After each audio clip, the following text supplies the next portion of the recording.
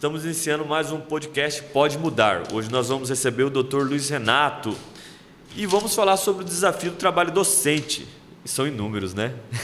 Professor Luiz Renato, como que você enxerga esses desafios nos dias atuais? Eu vejo que a escola é como uma igreja, não é simplesmente um prédio.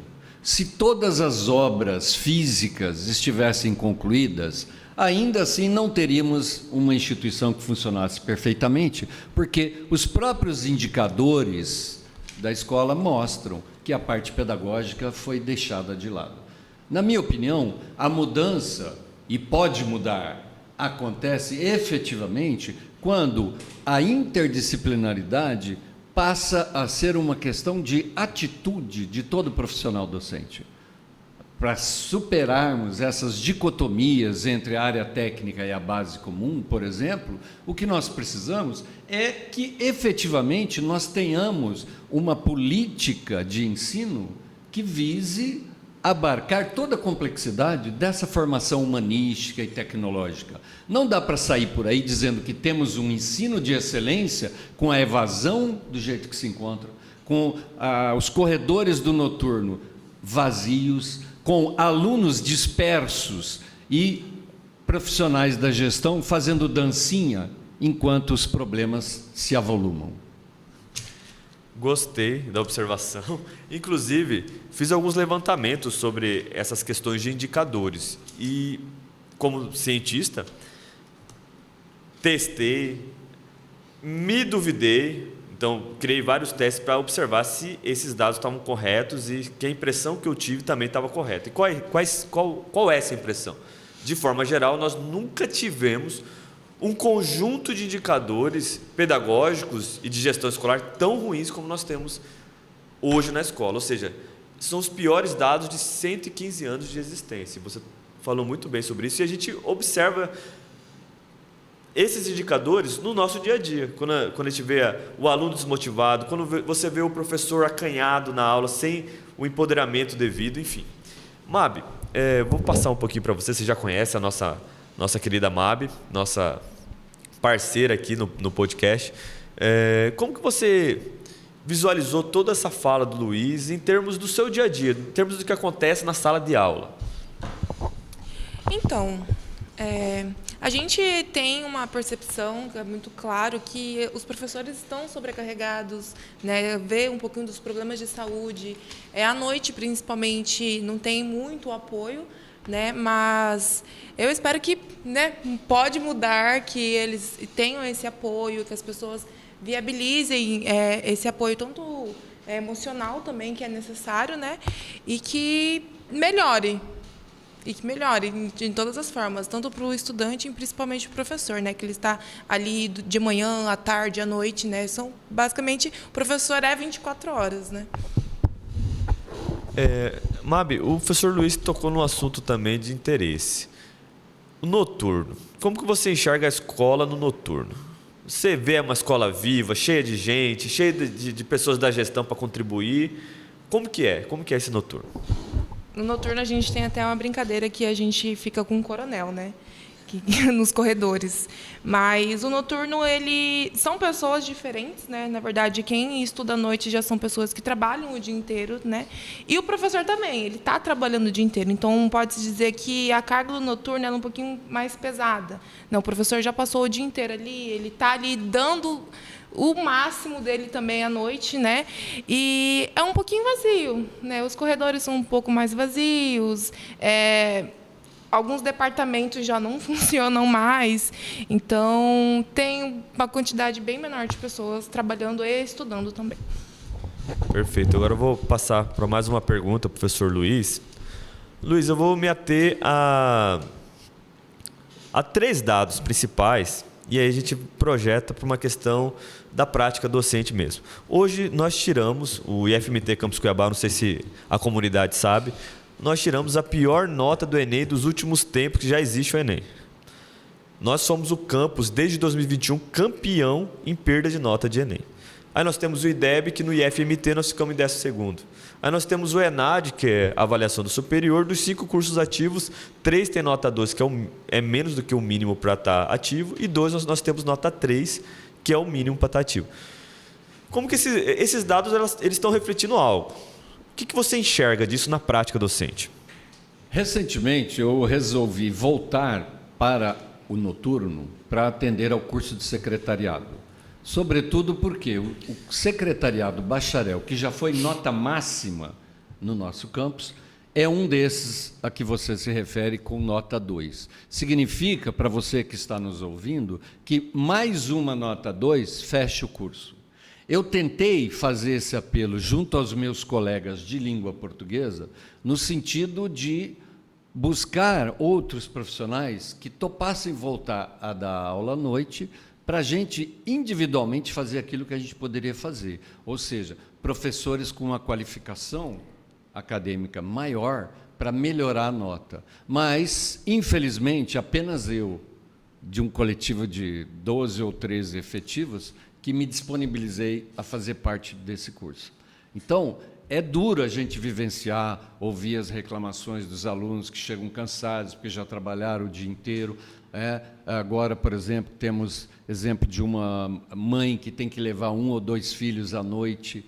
Nós não temos um atendente, uma salinha para deixar a criança, com um profissional que pudesse dar um acompanhamento para que essa pessoa, essa mãe que venha para a escola à noite, tivesse tranquilidade para estudar. Então, a escola tem que pensar em tudo isso. Escola não é para ser depósito de pessoas, não é para fazer comércio de diplomas, não é para abrir cursos para os quais a própria infraestrutura da escola não está preparada. Então, nós temos um curso de engenharia civil aberto recentemente, num prédio cheio de obras inacabadas. Nós temos um curso de engenharia elétrica, eventualmente se trocam os cabos e continua tendo problema. Com a temperatura, crise climática e tudo, ar-condicionados que não aguentam a potência e explodem. A internet que não dá conta das necessidades do campo. Então, eu não entendo como temos tantos cursos na área tecnológica sem uma infraestrutura adequada e o que tem é mal aproveitado por problema de gestão. Perfeito. E eu vou passar aqui para a nossa aluna Mabi. Para o aluno, isso é muito concreto, né? Vocês conseguem sentir isso, eu acho que dá interação só com o professor, não precisa nem olhar muito ao redor. A dinâmica com o professor já revela muita coisa, né, Mabi? O que você sentiu, o que você percebeu de todo esse diálogo, Mabi, nessa perspectiva? Ele falou sobre a internet. Eu não sei se é uma estratégia, né? Mas, assim, à noite nós utilizamos, às vezes, levamos nossos notebooks para fazer algumas pesquisas em sala, mas a internet só presta no corredor. E olhe lá, não é de boa qualidade. E nós chega na sala de aula, a gente não tem. Então, às vezes, a gente quer fazer alguma pesquisa, porque à noite é diferente, porque de manhã é mais ensino médio. Pode ser que esse seja o problema de os adolescentes ficarem no celular. Mas, para a gente, é difícil, porque a gente precisa da internet para estar ali em aula também acompanhando, em questão de slides, porque às vezes o data show não presta, tem sala que também não está com a reforma 100%, aí professor, o data show não tem cabo, então tem algumas dificuldades assim também. Mabi, muito importante que você comentou aqui. Essa discussão não se encerra aqui, como tudo que nós estamos tentando dialogar. Ele é dinâmico e vai continuar no nosso plano de gestão, nas nossas redes sociais, canal de WhatsApp, Instagram, Facebook. E agora nós vamos fazer um corte desse bloco. Para o próximo, a gente vai tratar um pouquinho sobre projeto integrador, professor Luiz. Até mais.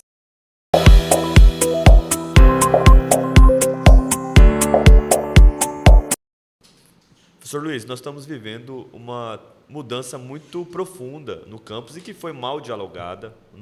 A comunidade não fez parte desse processo como deveria e acabou se constituindo uma nova forma de aplicar ou uma nova metodologia de dinâmica do processo de ensino-aprendizagem, da prática docente, que é o projeto integrador.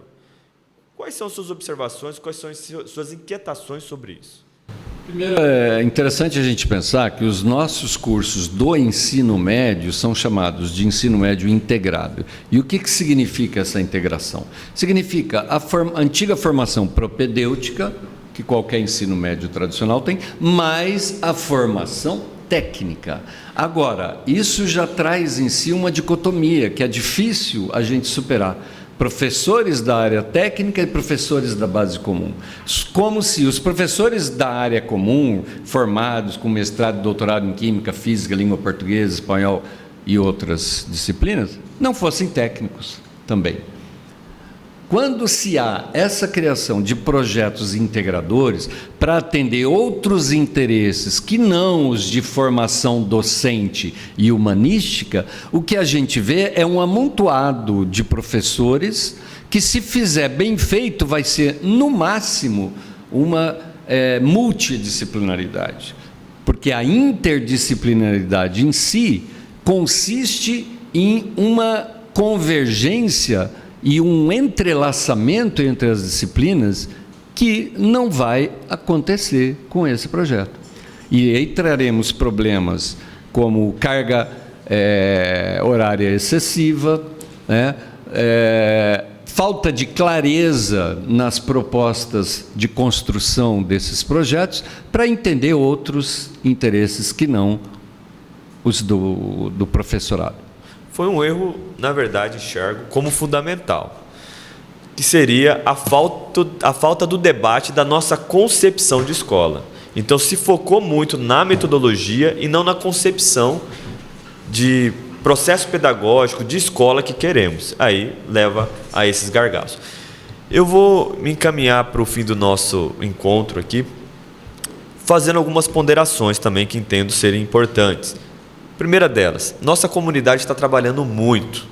Os educadores técnico-administrativos, os educadores professores estão no seu limite de trabalho, os alunos estão estudando, e tudo que nós observamos aqui é que todo esse esforço não está levando a um resultado positivo, justamente por falta de gestão escolar. Então, a falta de gestão escolar está levando à falência do nosso processo pedagógico, e os indicadores estão mostrando isso.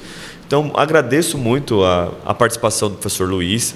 Eu vou passar a palavra para você fazer as considerações finais, depois passo para a MAB, e aí a gente se encaminha, faça a chamada para o próximo episódio. Por favor, professor Luiz. Eu gostaria de dizer apenas que é o que temos por hora, mas pode mudar, como o próprio nome do programa diz. Basta que a gente preste um pouco mais de atenção e construa uma escola melhor. Não tenho dúvidas de que todos os profissionais, servidores técnicos e docentes têm dado o melhor, como a MAB disse aqui. Mas esse melhor não tem sido suficiente para melhorar os índices, até mesmo por uma imprecisão pedagógica que foi colocada na ordem do dia pelo atual gestor. Mas pode mudar. MAB, faça suas considerações, você com esse olhar de aluno que está ali no dia a dia, não seria a palavra, da noite ali do colégio.